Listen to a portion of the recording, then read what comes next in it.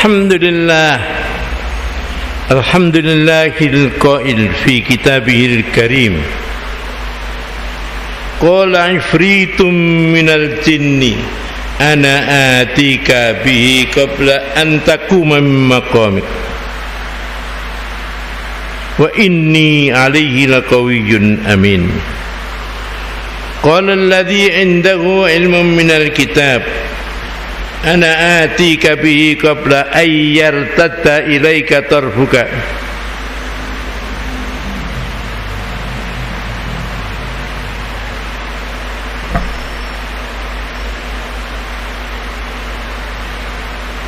fa inni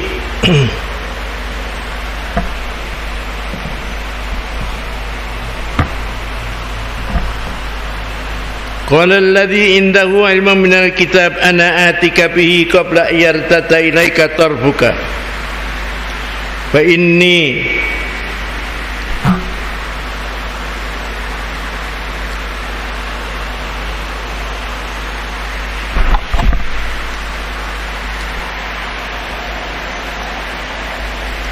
falamma ra'ahu istaqarra makanahu qala hadza min fadli rabbi liyabluwani aashkuru an akfur faman syakara fa innama yashkuru li nafsihi waman kafara fa inna rabbi ghaniyyun karim. Asyhadu an la ilaha illallah wahdahu la syarika lah wa asyhadu anna Muhammadan abduhu wa rasuluh. Allahumma fasalli wa sallim wa barik ala sayyidina Muhammad.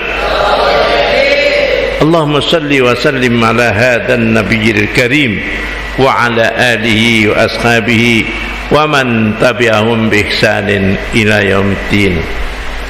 Amma ba'du fa ya ayyuhan nas usikum wa iyaya bi taqwallah faqad fazal muttaqun. Ma'asyiral muslimin rahimakumullah, mari kita tingkatkan syukur kita kepada Allah Subhanahu wa taala atas segala nikmat dan rahmat yang diberikan kepada kita. Sering saya katakan dari mimbar ini, kita ini banyak nikmat dan rahmat yang Allah berikan kepada kita, tapi kita enggak merasa. Merasanya kapan? Kalau nikmat dan rahmat itu sudah hilang dari kita. Kata Imam Ghazali, nikmat dan rahmat itu akan ketahuan kalau sudah hilang. Kalau masih ada kita enggak merasa. Tu'arafun ni'matu inda fuqdaniha. Kata Imam Ghazali, nikmat itu ketahuan kalau nikmat itu kalau sudah hilang. Kita sehat kayak gini enggak merasa, itu nikmat yang luar biasa. Coba kalau kita sakit, berjalan sudah berat, makan enggak enak, tidur enggak enak, kencing enggak bisa, buang air besar enggak bisa, baru merasakan nikmatnya. Ya Allah, keluarkan uang untuk dokter berapa saja supaya bisa normal. Padahal itu nikmat yang tiap hari kita lakukan. Buang air kecil, air besar enggak terasa. Itu nikmat oleh Allah diberikan kepada kita. Maka kita harus selalu bersyukur kepada Allah. Nikmat yang paling mahal adalah iman kita kepada Allah. Saya itu nikmat sehat. Iman kepada Allah, kalau kita enggak ada iman, yakin kepada Allah, hidup ini enggak ada apa-apanya. Karena kita ini oleh Allah dititipi nyawa di fisik kita, satu saat akan diambil. Kalau sudah diambil, habis.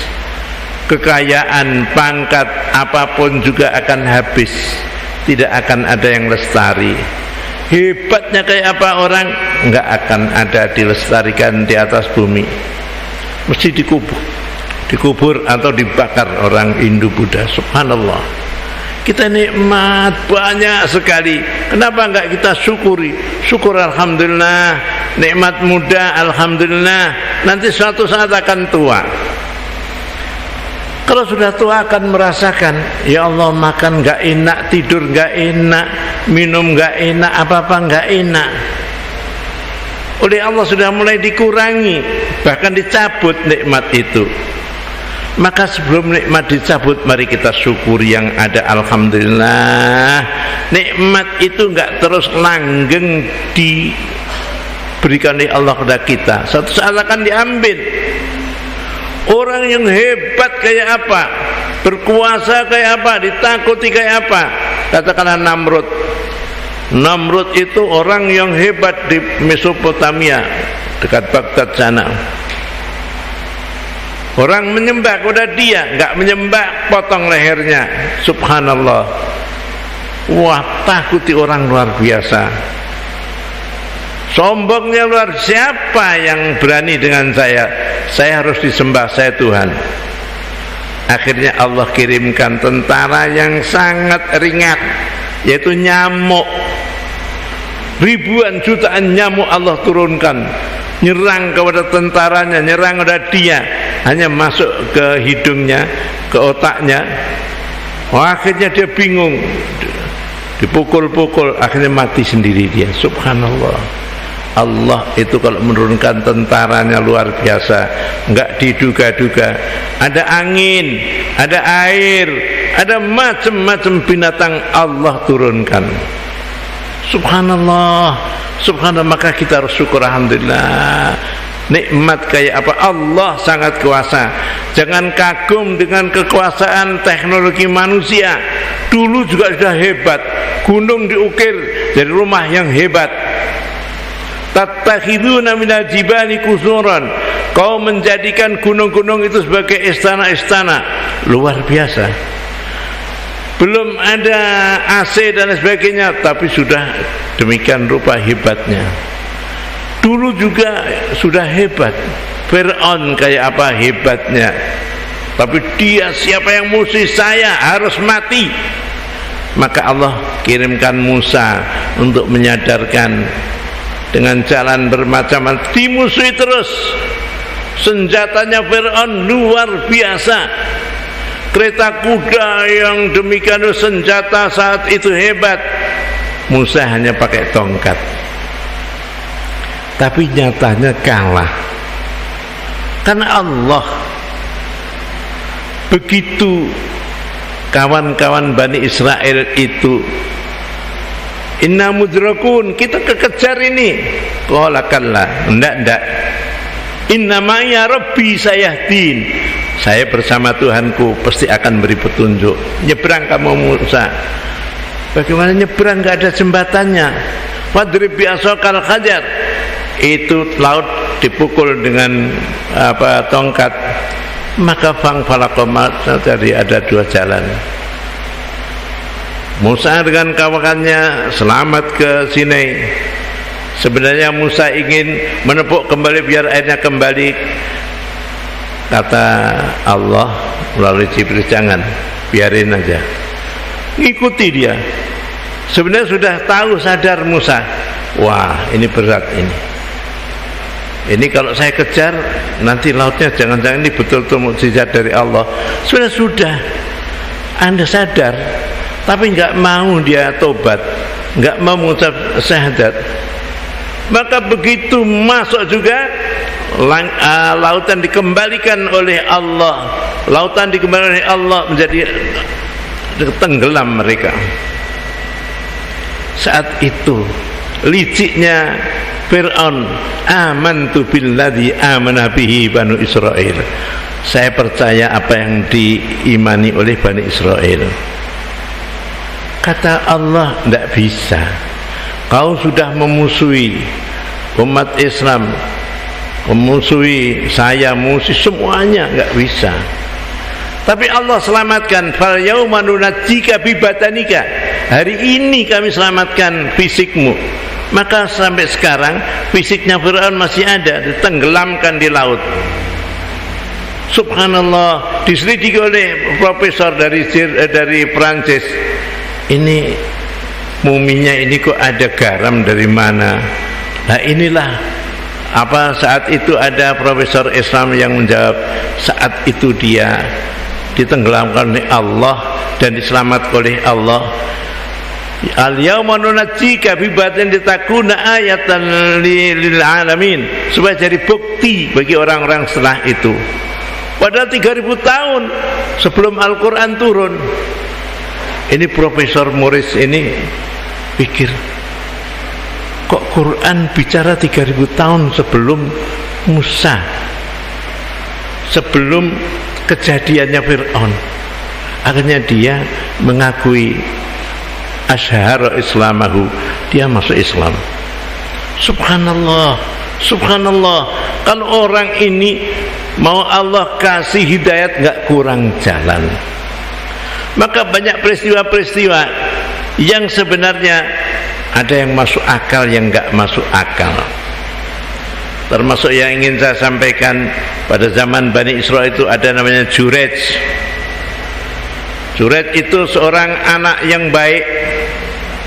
Dia membuat musola tajuk, dia sholat di tajuknya. Ibunya panggil, Jurej, saya sholat atau terus ya Allah? Sholat terus. Jurej, sampai 3 kali. Ya seorang ibu jengkel, ibadah ya ibadah, dipanggil oleh saya untuk kepentingan, nggak mau. Juret, nggak mau juga. Saya teruskan ibadah atau sholat. Dia tekan karena nikmatnya ibadah. Akhirnya ibunya mengeluarkan kata-kata, oh kamu nggak akan mati kecuali kau nanti ketemu dengan pelacur. Maka seorang ibu, kata-kata ini sangat bahaya sekali. Maka bapak ibu itu jangan ngomong yang jelek pada putranya. Allah akan laksanakan. Maka satu saat ada wanita perempuan yang cantik, pelacur. Saya ingin goda Jurej di musolanya, tapi dia nggak mau. Digoda nggak mau, goda nggak mau. Akhirnya dia tidur di situ. Tidur di situ, udah di situ saja. Kemudian ada penggembala yang juga tidur di situ. Berbuatlah senonoh nggak senonoh. Akhirnya hamil dia, akhirnya punya anak. Yang Jurej dulu dihebatkan oleh orang, wah ahli ibadah, dipanggil ibunya aja nggak mau. Rupanya dia sekarang menghamili.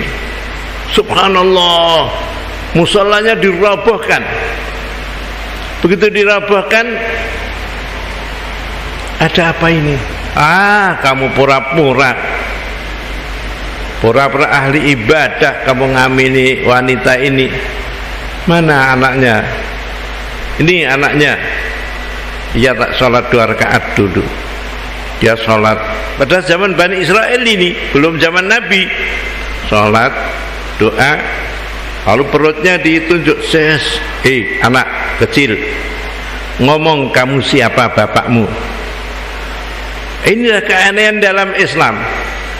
Dalam Riyadhus Shalihin disebutkan, anak ini bisa ngomong, bapak saya penggembala. Wah, rakyat tahu semuanya. Wah, Juret, kamu baik ya Juret, kamu orang baik, kamu betul-betul ahli ibadah. Tajuknya sudah saya runtuhkan, saya bangun dengan emas ya Juret. Tidak, bangun dah dari tanah kayak semula. Itulah saya katakan, di dunia ada yang masuk akal, yang nggak masuk akal. Bayi kok ngomong. Dan itu banyak peristiwa-peristiwa yang kayak gitu, subhanallah. Maka kita ini jangan terlalu percaya dengan teknologi. Ya teknologi nggak mungkin. Sekarang teknologi membuat orang membuat ini, silahkan, monggo kemajuan. Tapi jangan menentang Allah. Allah yang membuat langit bumi seisinya. Kita harus yakin maha segala-galanya. Subhanallah. Ayat Quran yang saya baca tadi juga demikian tuh Pak. Ketika Nabi Allah Sulaiman berkata, siapa di antara kamu yang bisa memindahkan kursi singgasananya Bilqis dari Yaman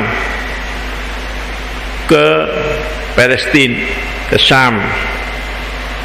Maka tadi saya baca, qala ifritum minal jinni ana atika qabla an taquma min maqamika wa inni laqawiyyun aziz. Saya akan bisa mendatangkan sebelum kamu berdiri. Subhanallah.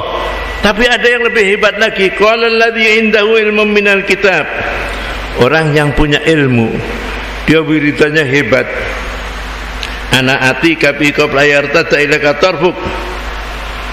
Sebelum kamu ngertip matamu, saya akan datangkan. Falamma ra'ahu mustaqiran indahu, begitu dia berdoa, padahal jarak 1000 kilo lebih, teknologi kayak apa belum bisa. Kursi singgasana yang hebat dari kerajaannya Bilqis dipindah ke Syam, Palestina sekarang ini, jenggelek lalu ada. Nabi Sulaiman hadza min fadli rabbi, hanya berkata inilah karunia Allah yang diberikan. Jadi di dunia tidak ada yang mustahil. Kalau Allah menghendaki, minta kepada Allah, Allah pasti akan memberi. Maka kita hidup ini kita peringatkan, banyak kita mengambil pelajaran. Kita ibadah boleh, tapi harus taat pada orang tua, ibu kita khususnya. Yang kedua, orang sehebat kayak apa, jin itu hebat, bisa memindah sebelum Sulaiman berdiri. Tapi ada yang lebih hebat lagi, Ahlul Kitab dengan wiridannya yang konon kabarnya ya Hayy ya Qayyum ya Dzal Jalal wal Ikram, bisa memindah kursi istana yang hebat dari kerajaan Bilqis di Sabak dekat Yaman ke Palestina, Syam. Subhanallah, hidup ini Allah maha segala-galanya, tidak ada yang mustahil bagi Allah. Kita melihat diri kita sendiri hebat, ciptaan Allah. Kalau ciptaan manusia aja subhanallah, ciptaan Allah itu maha segala-galanya. Maka kita perlu melihat diri kita. Kita percaya banyak hal yang tidak bisa kita lihat. Kita percaya bahwa kita punya nyawa, kita punya nyawa, tapi kita belum pernah melihat nyawa kita. Kayak apa nyawa kita? Enggak akan melihat. Subhanallah, kita melihat bahwa punya jiwa kita kayak apa? Enggak tahu. Tahu itu putih, kalau ditanya apa putih, enggak tahu. Tahu itu hitam, apa itu hitam, enggak tahu. Ya sudah, hitam gitu saja. Subhanallah, yang penting kita yakin bahwa dunia aja ada yang menciptakan, ada yang mengadakan, Allah subhanahu. Maka kita harus yakin. Nah, yakin apa perintah Allah, kita turuti, kita akan selamat. Hidup ini tidak selamanya, umur itu akan terbatas. Takdir Allah itu ada yang mubram, ada yang mu'allak. Mubram itu sudah pasti, mu'allak itu yang masih belum ketahuan. Yang pasti itu, katakanlah batu itu keras, didoain ya Allah minta batu ini lembut, ya enggak bisa, itu sudah takdir. Laki-laki ya Allah pengen jadi perempuan, perempuan jadi, tidak ada, sudah takdir sudah. Nah, kalau saya mu'allak, orang miskin jadi kaya, berusaha, doa, usaha, tawakal, itu mungkin bisa terjadi sakit. Kita berusaha, itu namanya masih mu'allak. Bodoh belajar 6 tahun yang lalu bodoh, sekarang selesai tamat jadi pintar.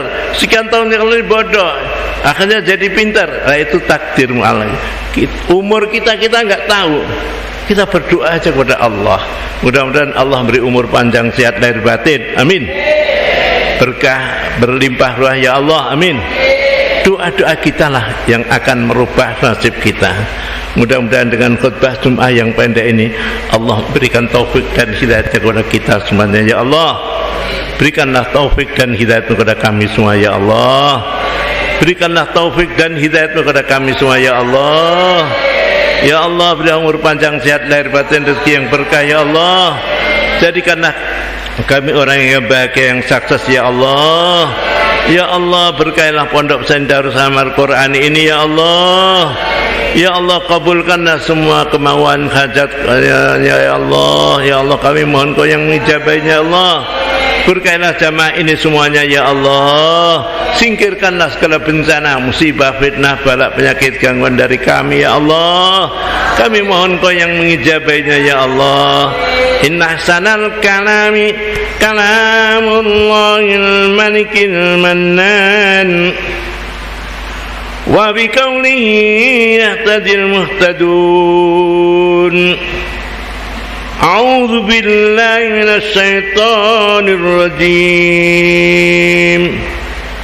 Qala ifritun minal jinni ana atika bi qabla an taquma min maqamik wa inni laqawiyyun amin.